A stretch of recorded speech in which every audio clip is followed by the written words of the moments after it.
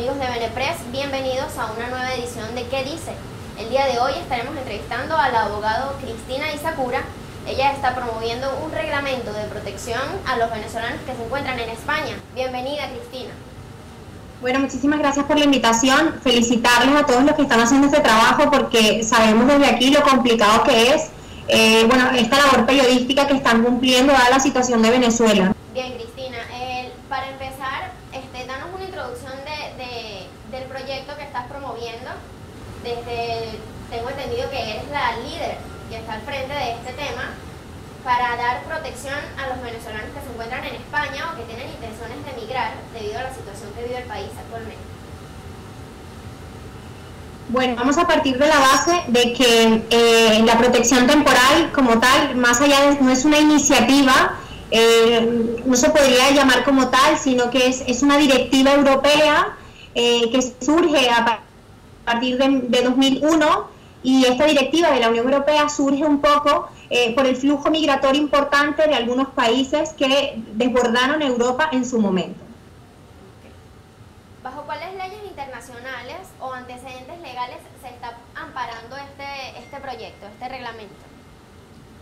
Ok, bueno, como te comentaba, esto surge en el 2001 con la directiva, con una directiva de la Unión Europea, y posteriormente en el año 2003 España transpone dicha directiva, es decir, la hace normativa dentro de territorio español a través de un Real Decreto que es el reglamento 1325/2003. O sea, es decir, esto ya está. No es como tal una iniciativa porque esta ley, esta normativa o este Real Decreto ya existe y está en vigor además dentro de España como tal. Entonces, básicamente lo que habría que hacer es activarla, o sea, ponerla en aplicación, algo que nunca se ha hecho ni en Europa y mucho menos en España. Ok.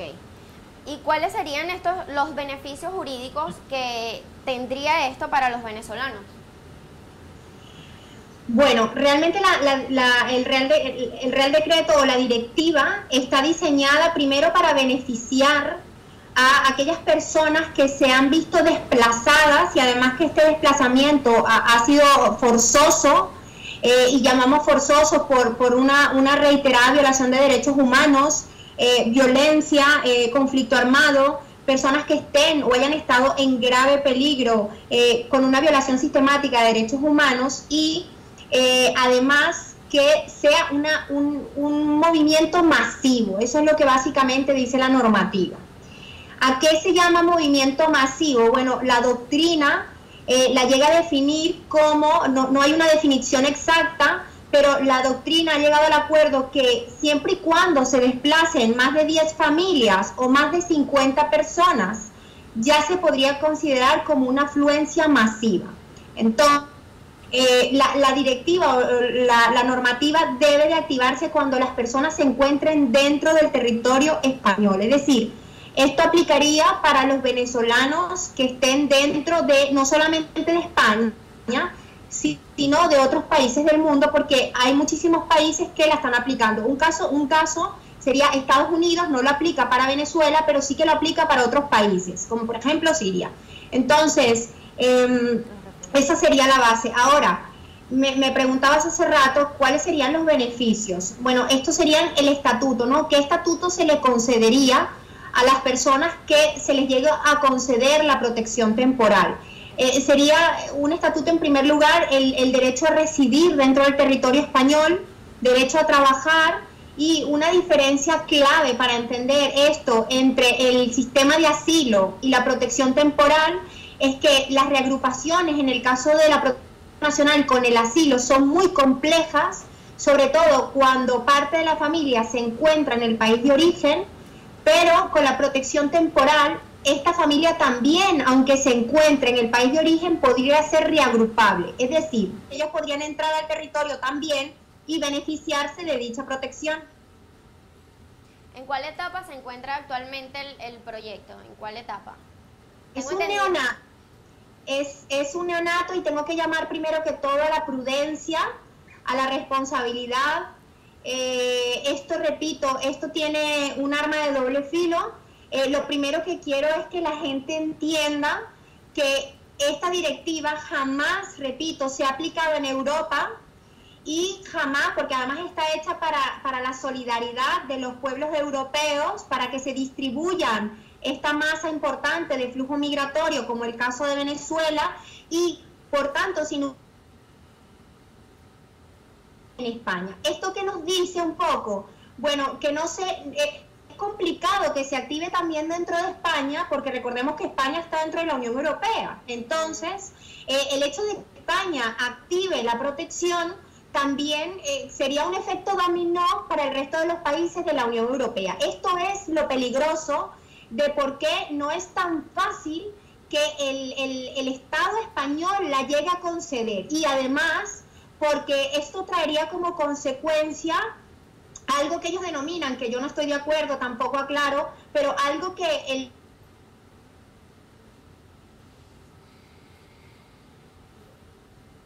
estoy diciendo, voy a poder llamar a más familias para que se reagrupen conmigo, o sea, causaría más afluencia todavía dentro del territorio. Y lo que no sabemos es si realmente España está en la capacidad para esa afluencia.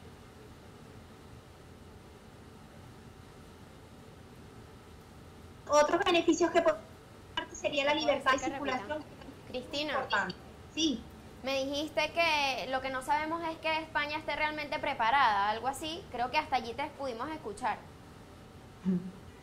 Claro, ten en cuenta ya el volumen desproporcionado que hay de venezolanos dentro del territorio solicitando protección internacional, asilo o refugio. Entonces, yo imagino que y es así, que el Estado español sea más complejo conceder una protección temporal, dado el volumen de personas en país de origen, es decir, en Venezuela, que también podrían ser reunificables aquí con su familia, ¿no? Reagrupadas aquí con su familia. ¿Y esta protección temporal cesaría en lo que la situación económica de Venezuela mejore, por ejemplo? Claro, fíjate, para responder muy brevemente la pregunta que me habías hecho antes y continuar con esta que también es muy interesante, es decir, que ya es la prudencia, porque esto lleva tiempo. Yo tengo una fase de investigación de 2 años prácticamente con protección internacional y 1 año dedicada exclusivamente a lo que es la protección temporal, para poder determinar exactamente y no ser imprudente cómo sería la mejor vía para que se nos pueda conceder. Ahora, ¿me puedes, perdón, repetir la última pregunta que me acabas de hacer? Que si esta medida de protección temporal se podría revertir de alguna manera cuando la situación de Venezuela mejore. Eso es. Una de las características, mira, la característica más bonita de la protección temporal es que ellos necesitan que el país emisor, que en este caso sería Venezuela, vuelva a estar en estabilidad para que las personas puedan ser repatriados. Entonces, la protección temporal se concedería por 1 año, si la situación del país sigue y persiste sería por otro año, y luego si esto subsiste y se mantiene sería por 1 año más. Es decir, tendríamos un plazo máximo de 3 años, pero repito, la intención de la protección es que el país receptor dialogue con el emisor para arreglar la situación y devolver a aquellas personas que han tenido que salir por el desplazamiento. Es decir, que no es suficiente con la solicitud que se está realizando en este momento. ¿Qué se necesita para que la solicitud llegue al gobierno español, por ejemplo? Mira, lo primero es presentarla que lo más oportuno es presentarla, pero con un fundamento jurídico pertinente. Y por otra parte, la Constitución española señala que para hacer una petición por parte de la ciudadanía deberían de presentarse por lo menos 500.000 firmas.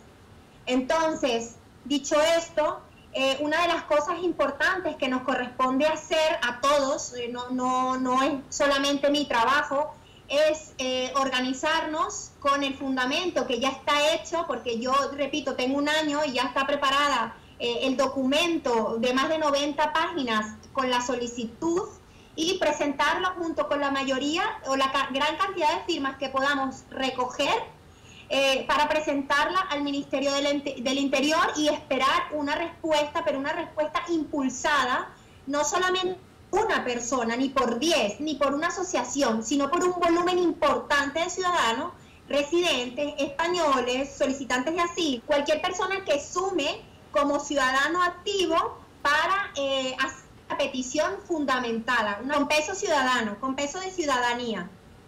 Ajá, ¿y cómo sabemos que ese peso de ciudadanía se está generando en este momento? ¿Hay movimientos?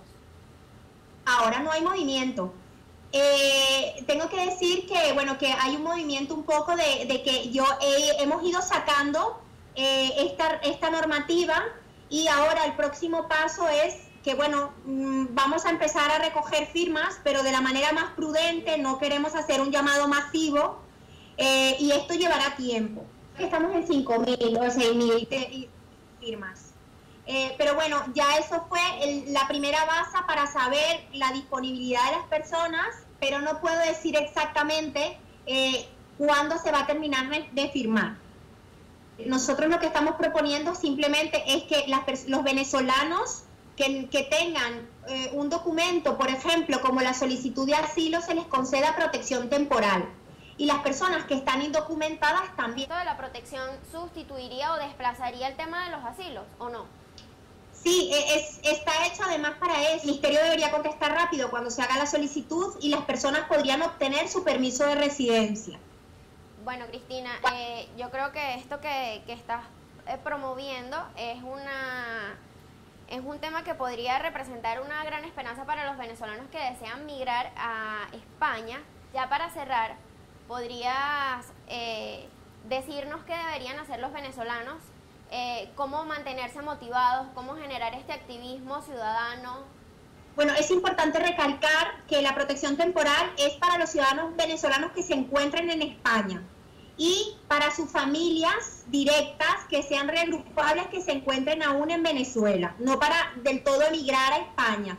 Serían para allá los que estén. Ese es el punto delicado del asunto, por el cual hay reticencia por parte del Estado, porque obviamente al conceder esta protección tendrían que manejar el volumen de personas que van a querer venir a España.